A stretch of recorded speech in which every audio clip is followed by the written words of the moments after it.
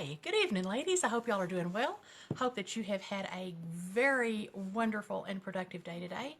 It's been quite busy around here. I have done some cooking, done some photographing of some things, and tried to get some things in order.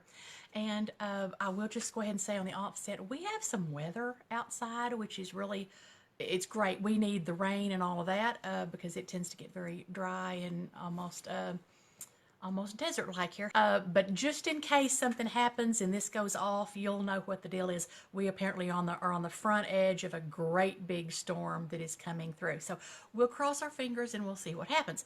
But anyway, I just wanted to jump on tonight and I'm going to talk a little bit about greeting cards.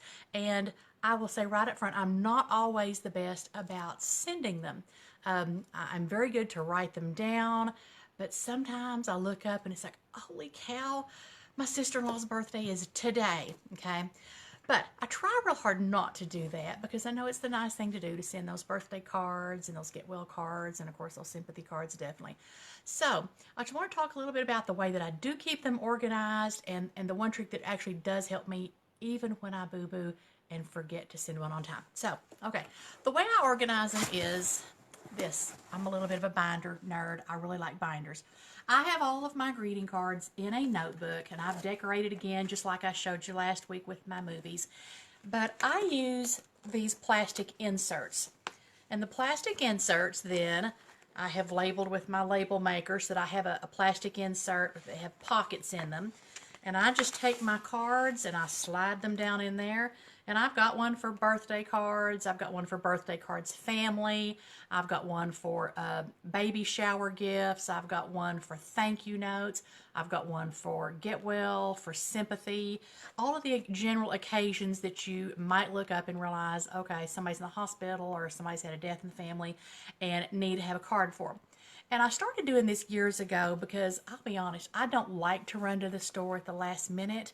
I would rather go ahead and have the things that I need at my fingertips because, again, I just don't want to have to get out and make one of those last minute trips. When I make last minute trips, I end up wasting time because I'll find something else I want to look at, and I waste money because I will end up paying a higher price than I need to, and I just don't see any reason to spend money that's, no reason to.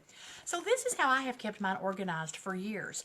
Like I said, I have mine in a fairly good size binder because I always try to make sure I've got plenty of cards, and then these particular inserts, take one out.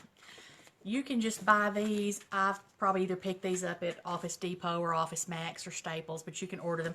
But you can see these are pretty heavy duty. Okay, that's the nice thing about these, is that they are pretty heavy duty. They've got the pocket in them, and especially if you go ahead and take your label maker or a permanent marker and write what category it is, then you have all of your cards categorized and in one place.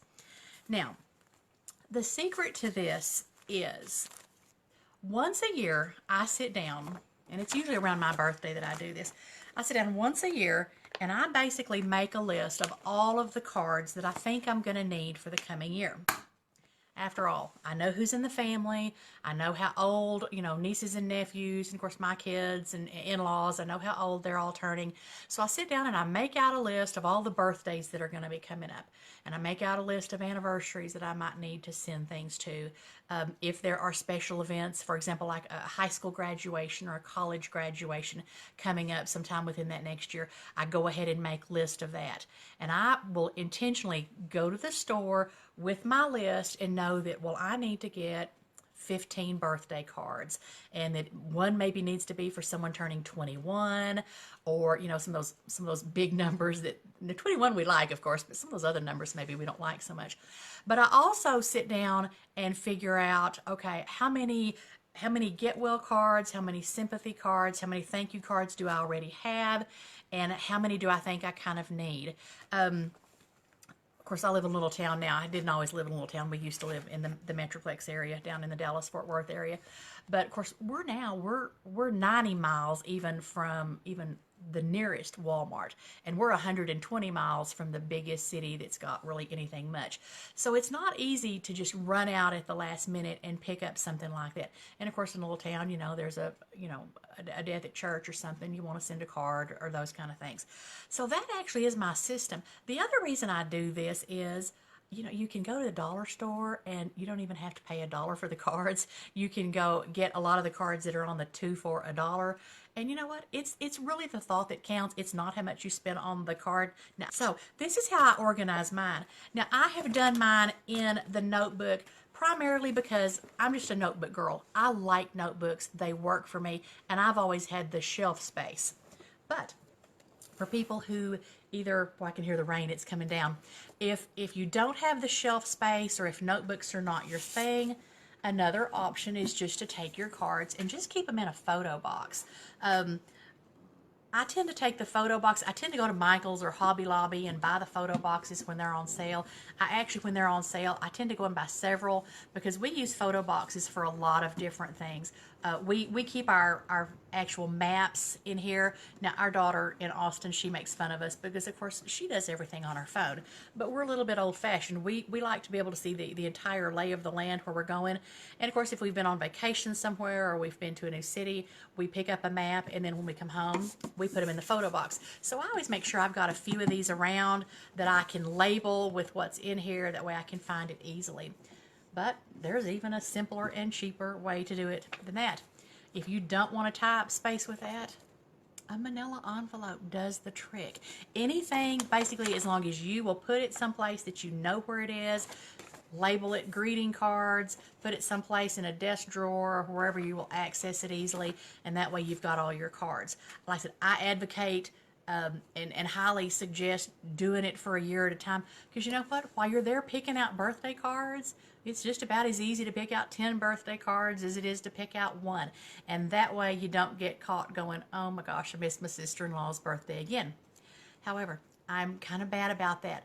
So what I always tend to do, and you don't have to tell my sister-in-law this, fortunately she's not in the group, I always buy a few cards that are the funny, oops, I forgot your birthday again, because I'm always going to need a few of those. Even though it's on the calendar, I will end up getting busy and then realizing, oh, I forgot to put that thing in the mail. So when I'm buying all the birthday cards and buying all those things, I intentionally look and will purchase 2 or 3 of the cards that are for the belated birthday. So I figure at least, you know, if I'm late, maybe I can kind of make a joke out of it and my sister-in-law won't be too upset with me. You know, at least if she is, she's always nice and she doesn't say anything, but she's just a nice girl. So anyway, I guess that's the reason my brother married her. Anyway, that's how I organize those. That is, boy, this has been quick and fast tonight.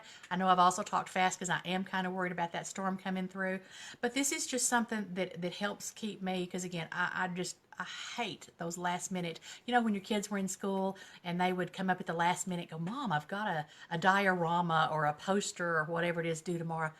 I can't tell you anything I hate much more than that. And since I do hate those kind of things, I would rather have some of the stuff at home, and that way I don't have to make those last minute trips. So that's one of the ways that I tame my frenzy, because it's an annoyance and it makes my blood pressure go up. And if I can tame a little bit of my frenzy by having those things at home, I also can save a little bit of money, and that's always a nice thing too. So y'all have a great evening. Thanks for spending a little bit of your time with me this evening, and I will talk with you later. Bye.